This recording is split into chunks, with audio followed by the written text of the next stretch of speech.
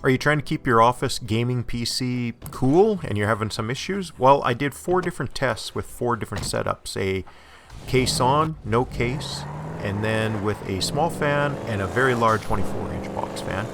And then I recorded everything as the temperature was dropping. So I did everything on the fly, and then I would make the switch out, and then I'd continue playing, and then see how much it would drop and carry on from that point.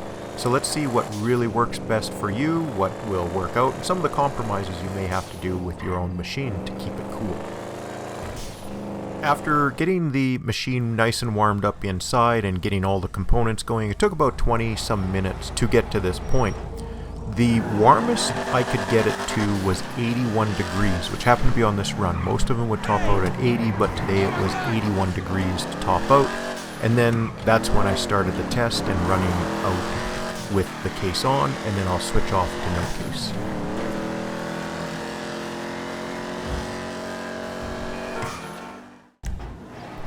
After 10 minutes running like this, it ran for about 81 to 80 degrees, and then I brought the car back to a garage, fixed it up, and took the case off, and just let it go like that now with just a case open.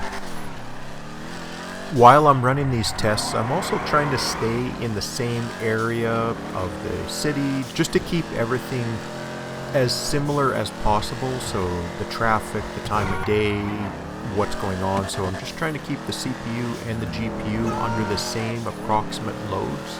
And so I'm just going to spin around doing loops within the community or within the city to try and keep those numbers in the same area, which was in that 75% on the CPU and pretty well maxed out on the GPU. Like, the little GPU is not intended for this, so I'm just trying to keep as much pressure on the whole rig as possible, including also the power supply, because power supply heating up is also a problem with these small machines like this. After about 10 minutes of driving around, the CPU had cooled down from just being open and exposed to the air like this, and just allowing its own CPU fan. The coolest it was starting to get was like 71, 72, so I brought the car back and fixed it up. Now the problem is there was rain in that switchover when I was waiting, so I was intending to keep everything as sunny days, so there's one of my older pieces of footage where I use that to also show, and again the numbers all stayed pretty similar across all 4 tests. By now, some of you may be wondering why I didn't just use Cinebench or some other program just to keep everything as consistent and as hot as possible. And I didn't really want to do that because it's a little bit of a canned result, and I just felt you're probably not using Cinebench or anything like that if you're looking at this for a gaming PC or anything like that, trying to keep things cool.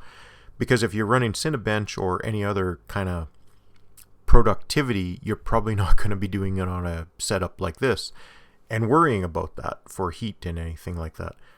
So I figured playing a game in this scenario, in this situation, would be more use case scenario for those of you and be more relevant for use out there.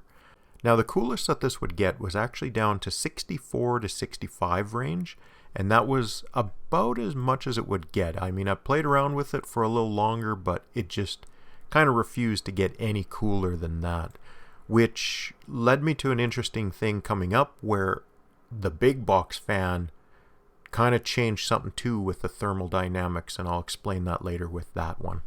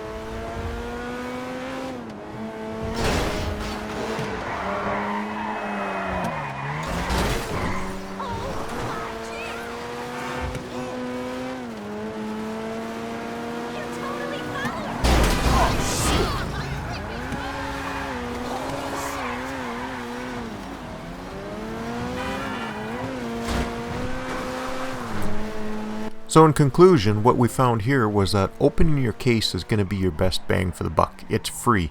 It's going to cost you a little aesthetics, but you can always drill those out, or if you have a 3D printer, you could go through the process of making a case with mesh and everything like that, or you can do what we did in the old school days, which was like the 2000s, the early 2000s and the 90s, and drill case holes in the side. That was heavier steel compared to today's world, so you can either drill out a hole and mount a fan onto it, or you can just drill out a mesh pattern in there, mark it all out, grid it, and then just drill those out with a bit and a drill. That's one option, and then make sure there is no filings in there. You really don't want filings in there.